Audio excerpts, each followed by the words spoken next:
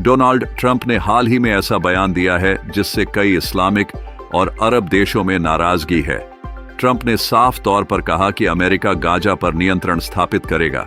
यहां आप देख सकते हैं, ट्रंप कहते हैं अमेरिका गाजा पट्टी पर कब्जा करेगा और अमेरिकी सैनिकों के इस्तेमाल से इनकार नहीं करते।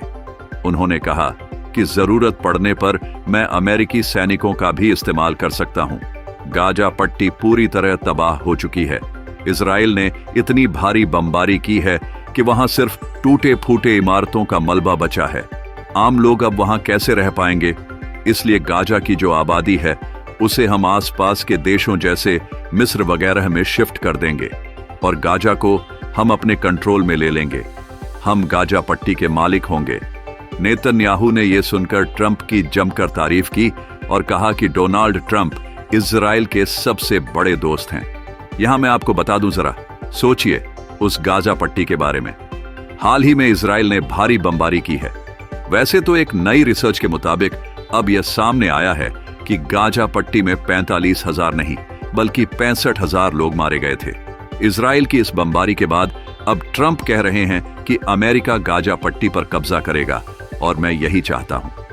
आजकल सोशल मीडिया पर इसे लेकर काफी चर्चा हो रही है। डोनाल्ड ट्रंप इस समय लगातार विदेशी नेताओं से एक के बाद एक मुलाकात कर रहे हैं। 4 फरवरी 2025 को उन्होंने नेतन्याहू से मुलाकात की और 7 फरवरी को वे जापान के प्रधानमंत्री से मिलने वाले हैं। 11 फरवरी को ट्रंप जॉर्डन के राजा अब्दुल्ला द्वितीय से मिलेंगे और फिर 13 फरवरी को भारत के प्रधानमंत्री नरेंद्र मोदी से मुलाकात करेंगे। जो पहले 5 वर्ल्ड लीडर्स होंगे उनमें भारत के पीएम भी शामिल हैं। ट्रंप जिन पहले वर्ल्ड लीडर को होस्ट कर रहे थे वो नेतन्याहू हैं।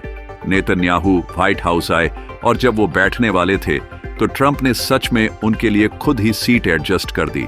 इसे आप वेटर जैसा भी कह सकते हैं।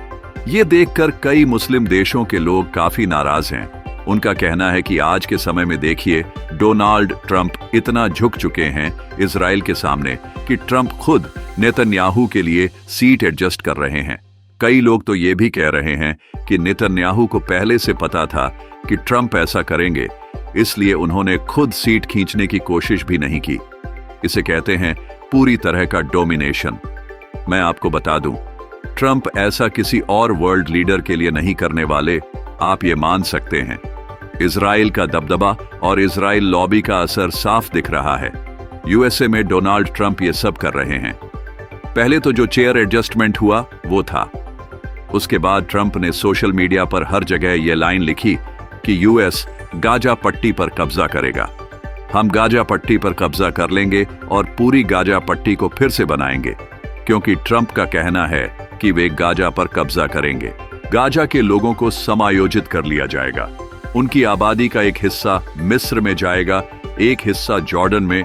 तो फिर क्या गाजा के लोग कभी वापस गाजा पट्टी में लौट पाएंगे? इस सवाल का ट्रंप ने बेहद चौंकाने वाला जवाब दिया है। The U.S. will take over the Gaza Strip and we will do a job with it too. We'll own it and be responsible for dismantling all of the dangerous unexploded bombs and other weapons on the site, level the site and get rid of the destroyed buildings, level it out, create an economic development that will supply unlimited numbers of jobs and housing for the people of the area. Do a real job, do something different. Just can't go back. If you go back, it's going to end up the same way it has for 100 years. ये सच में हैरान करने वाला है।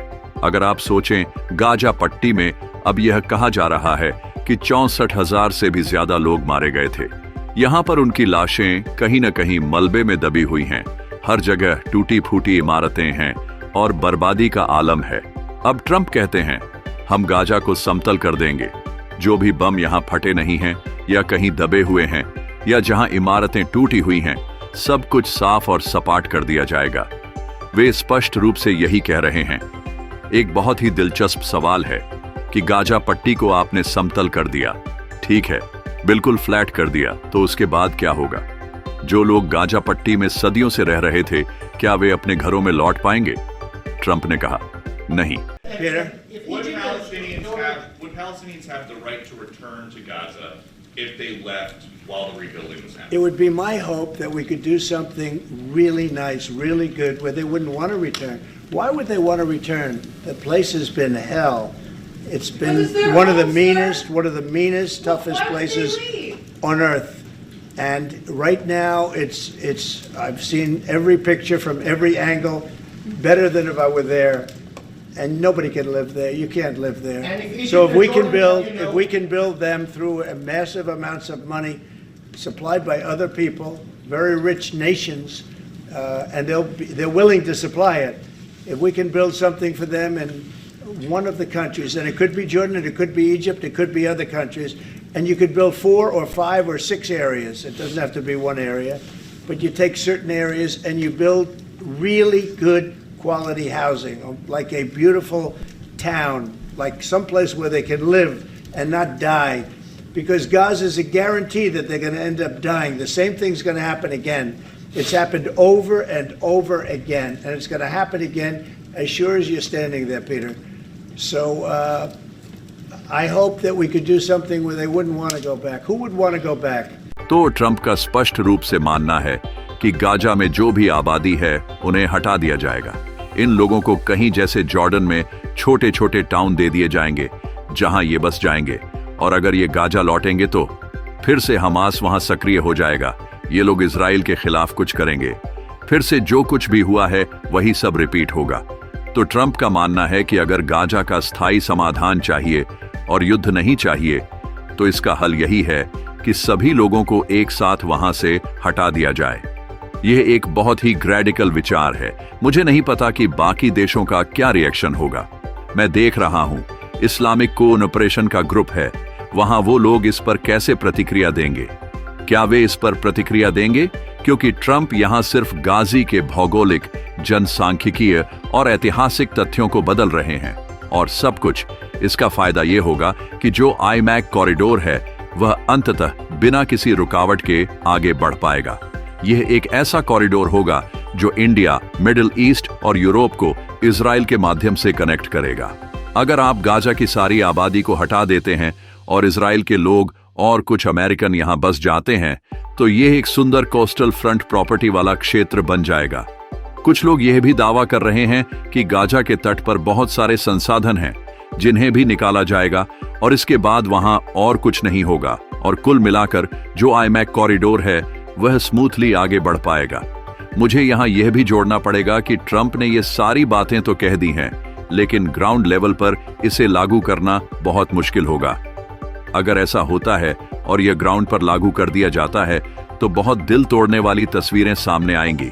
Gaza के लोगों को उनके घरों और अपनी धरती से हमेशा के लिए निकाला जा रहा है, और वे कभी वहां वापस नहीं आ पाएंगे। इससे एक उदाहरण सेट हो जाएगा कि यह भी मान्य है। अगर यूएसए यह कर सकता है और यूएस के राष्ट्रपति इसे खुले तौर पर कह सकते हैं, तो कल को कोई भी ताकतवर देश यह कर सकता है। यह शुरू हो सकता है कि इलाके से आबादी को हटा दिया जाए, और यह मान्य होगा। जो जनसंहार, विस्थापन और मानवाधिकारों के मुद्दे हम बार बार चर्चा करते हैं, वे नजरअंदाज हो जाएंगे। इसका एक बड़ा उदाहरण बन जाएगा। लेकिन अभी ऐसा लगता है कि ट्रंप काफी हद तक इस विचार से प्रभावित हैं और इसे मानते हैं। उनका मानना है कि यही सही रास्ता है पीस लाने के लिए। उन्हें सच में यकीन है कि अगर युद्ध और हिंसा नहीं चाहिए तो यही रास्ता अपनाना होगा, नहीं तो लगातार युद्ध होते रहेंगे।